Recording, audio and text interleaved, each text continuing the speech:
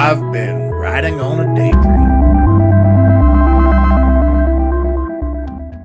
Hey YouTube, thanks for checking out RV Daydream, and today we're going camping. Can you believe it? It's the end of April. What is it? April 26th today, and it's our first camping trip. I don't know, it just seems like that we're always slacking for some reason. It doesn't seem like I'm on the ball. I just think that we always end up having a late start to the camping season. I don't know why that is. Let's recap a few things. I moved the camper. I had to mow the yard, which I got that done. Dandelion's still showing in true form because I don't mow extremely low. Rains came through last night, some thunderstorms. It wasn't very bad at all, and it was short-lived, but the winds picked up quite a bit. And it moved some stuff around, dropped a couple of twigs off our tree. Everything looks a little dirtier, although I washed my truck. Now all the mud has splashed up on the rims and the tires. And the same with the camper. I went ahead and checked all my tire pressures. I have to get the correct tires for this truck. These tires will handle what we're doing here with this camper, but they're not rated for very much. And they're the wrong size. They put me at the wrong RPM at highway speed. So we moved it over here, like I said, so I can mow. The wind's kind of wicked, so I apologize. Wow, it feels good to be in the camper. It just doesn't seem like we've been in here that often. So there's a lot of things that need to be done. And we need to clean the floor from us tracking in mud and whatever, because we came out in the winter a few times. And other stuff. I haven't de-winterized. Like I said, I'm going to do that when I get to the campground. And check-in time's around 3. Usually they let you check in early, as long as the people before you haven't destroyed it.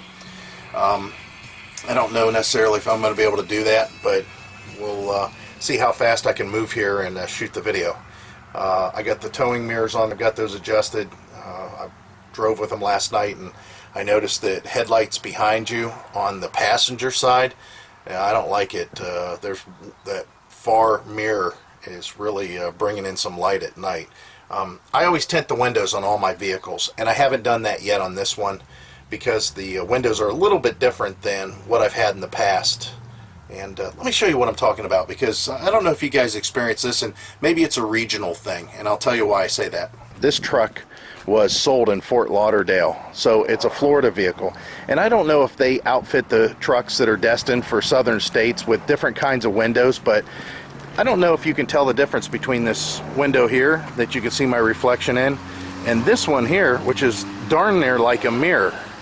Well, that's the same as the back window too. So these two back windows on the cab and then the rear sliding window are all this real reflective mirror thing. Now, where that becomes a problem is whenever I get any light in between the cab and the cap, the reflection, it's like a mirror. So between these two windows, I have a harder time seeing through my cap and out the back window.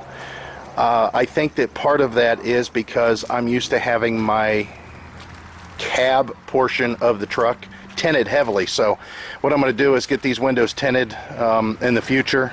And of course, I'll go ahead and get these windows tinted, even though they really don't need it.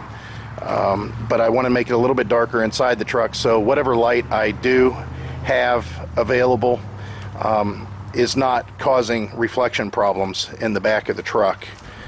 So again, I think it's a regional thing, because a lot of the trucks in Ohio don't have those shiny windows on the back. So if anybody's watching this that knows about manufacturers and how they ship trucks and if they prepare them different for different states, let me know, because I know that there's a lot of dealers that will order them that way.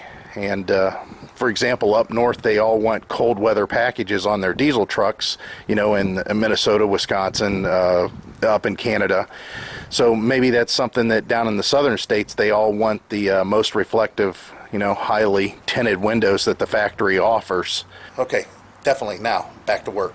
Whenever you catch up with me, I'll have a lot more done. Alright guys, so we're getting hooked up here. The local high school and junior high and all that's just letting out, so it's going to be, I don't know, probably another 20 minutes before I leave here. And it's 10 till 3, check-ins at 3. We're about 20, 25 minutes away, so Going to get there in a reasonable amount of time, but I wanted to update you on a couple things that I mentioned in my mirror video and also the tongue jack video. So let me show you the first thing. Here's the view that I have now down the side of the camper. I got my little mirrors, my adjustable mirrors there for the stuff that's up close, so I can adjust the other mirrors out a little bit further. And then again, this is just the continuation shot, so I can see everything back there. it goes out a ways. Now this one here is a little trickier, and you can see possibly what I'm seeing there, but that's basically real close to the truck for the blind spot. That's the little mirror, the blind spot mirror. And then the regular mirrors I can see down the trailer quite a bit. And then that mirror there I can see even further outside. All I gotta do is lean forward and I can see quite a bit more. Now let me go show you something exciting. Well, exciting to me. Like I said, I'm easily excited about that tongue jack. My tailgate clears. I was so glad to see that, and it clears by a ton. I was worried that whenever the truck was hooked up, that the tailgate, whenever it came down, it was going to hit because that motor's sticking out in the front, and that's not the case at all. And I think it has to do with my hitch. Like I mentioned in the video, that, you know, as far as that concern, there's a lot of difference in hitches, and as far as this hitch, you can see it comes out a ways from the truck before it starts its downward leg. The tow bars still seem to be a little bit more stiff than I would like. We're going to see how it rides because I have a full tank of gas in the rear, which is about 150 pounds because it being a 38-gallon tank now. Again, I did a video on that. If you guys haven't seen it, go check that one out. And I have the cap on. So those things have changed since the last time that I've towed this trailer. The cap adds maybe 180 pounds to it, and then of course the tank. So now I've got to check all the lights and button up all the doors and make sure everything's tight, do a couple of walk-arounds just to make sure I haven't forgot anything, and then we'll be on our way. Alright guys, so we're all loaded up here, and hopefully this camera angle works for you. Yeah, let's go. Make sure the brakes are working back there. Oh yeah, they're grabbing. Let me scrub some rust off of them because they've been sitting all winter long. We're on our way. First little obstacle, clear the driveway. Turn left at the traffic light. That was good.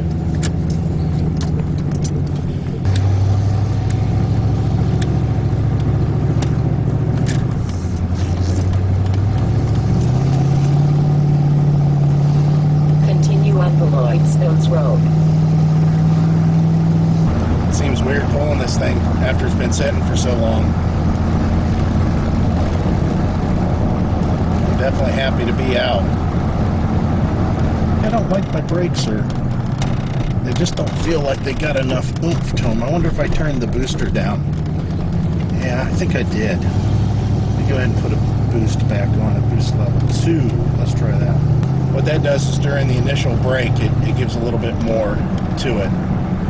I don't think that this truck really needs to see all that help from those weight distribution bars. It makes the truck ride a little bit more rough than it normally would. I still haven't replaced my shocks. You should see how old these shocks are on this truck. They're all rusty. It's just the suspension is so tight that the shocks probably don't do a lot of work necessarily like they would on a lightweight vehicle. Yeah, this is kind of nice. I'm doing 54 miles an hour and I'm at 1800 RPM. So that's kind of nice. Great little truck after you. I'm hauling ass.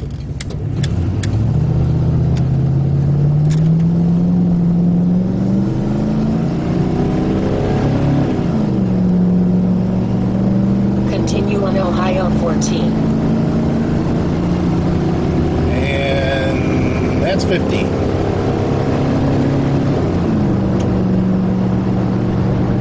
And now we're at 60. It gets up to speed okay. That's kind of nice. I'd like to see what it would do on some really big hills like down in West Virginia, which of course we're going to see that potentially. Whenever we go for our summer vacation, wherever that may be. Again, we're going to try to make a trip that actually just puts us in the truck with the camper and some supplies, and we just kind of drive and see what happens. See how we feel after so many miles, and decide where we're going to stop. We might try to do a little bit of Walmart parking lot boondocking type stuff, and I don't know. We'll just have to see. It'll be interesting. A different feeling altogether, because with the Heidi and I's personality as far as time is concerned, we've always been on time. We are rarely ever late for anything. We're either right on time or early. Heidi especially, her even more than me. I have a hard time just lollygagging and getting places at a leisure time. Like this campground. I mean, the whole time it's been in my mind that I can check in at 3, and that my check-in time was 3. And I could get there possibly even earlier if I called up. They may let me in earlier. So I'm trying to be relaxed about it, but it's kind of hard. Like I said, it's just kind of built in. We'll have to see how that works on this trip, like I said, that we're going to take to. We're just going to get there when we get there. Yeah, it'll be nice whenever Heidi's traveling with me. I hate whenever I go on vacations like this. The traveling part, that's part of the journey too. She just doesn't want to get off work and drive somewhere different and sleep for the night. She'd like to have the overall experience, but I don't want her to waste her vacation. She has 4 weeks paid vacation every year because she's been there so long. And I'm glad that she,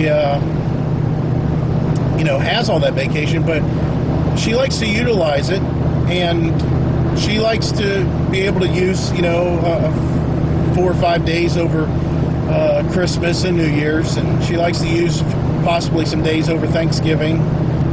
I like for her to save up her vacation for when we actually go on vacation. And we're actually toying with the thought, and it's definitely not a for sure thing, but toying with the thought of 2 weeks straight. We've never taken a 2-week vacation ever. I'm sorry, that's a lie. Me and her took a month vacation when we were first married. We both had quit our jobs, and we were planning on making a move down south, and we went to Florida for a month. That was kind of nice. You know what, I think I'm going to stop at that Dairy Queen that Heidi and I stopped at on the mopeds. That's a point. Me and her didn't bring the mopeds. There was rain in the forecast, and we just decided we didn't want to bring them. Yeah, I'm going to go to Dairy Queen. I think I'm going to try to park across the street. God, it's rough. Holy shit, is it rough. Okay, let's see how the camper does going through all this boopity boops.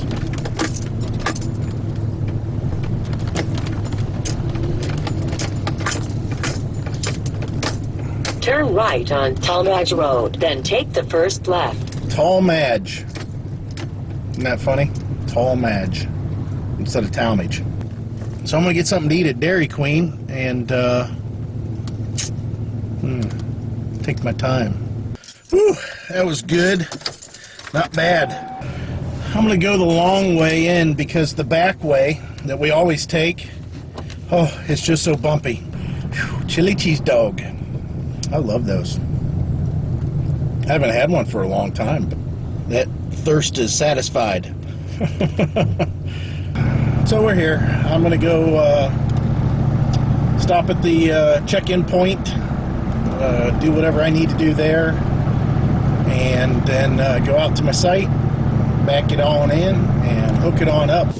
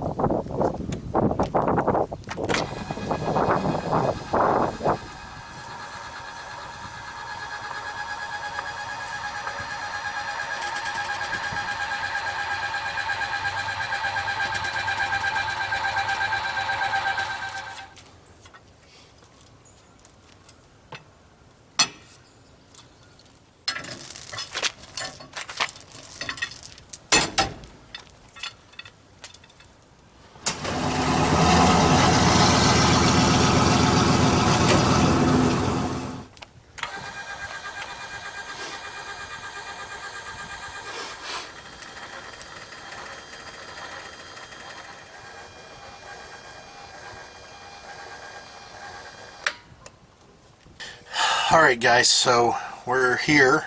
Heidi's joined us, and we made a real quick hot dog lunch. She don't like hot dogs. I like hot dogs.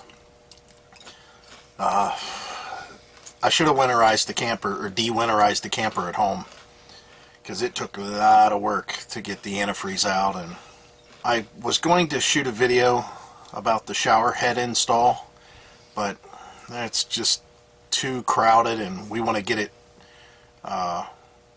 together and working so we can take showers tonight. Even though the shower house ain't very far, you can see it. It's might freeze to death by the time you get back. yeah, it's kind of cold tonight. We've got the windows open right now in the camper because it's about 70 degrees and it got real humid. It's 72% humidity inside here because of all the heat we're generating and the heat that was in here from the day.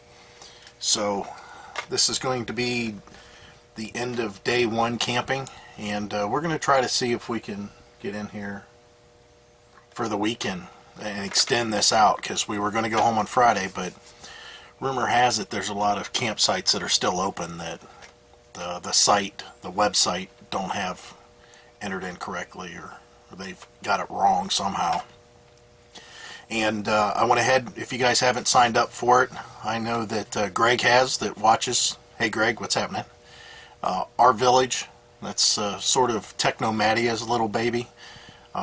We signed up with Our Village some time ago, and we're gold members, whatever that may mean.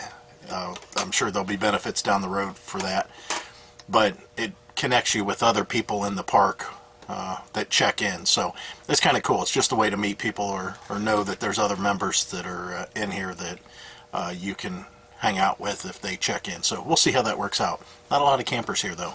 So that's it for day one and the whole trek out here, and hopefully the video has been edited down to something that's viewable and not too boring. And as always, we hope to see you out here. Talk to you later guys. Bye. Bye.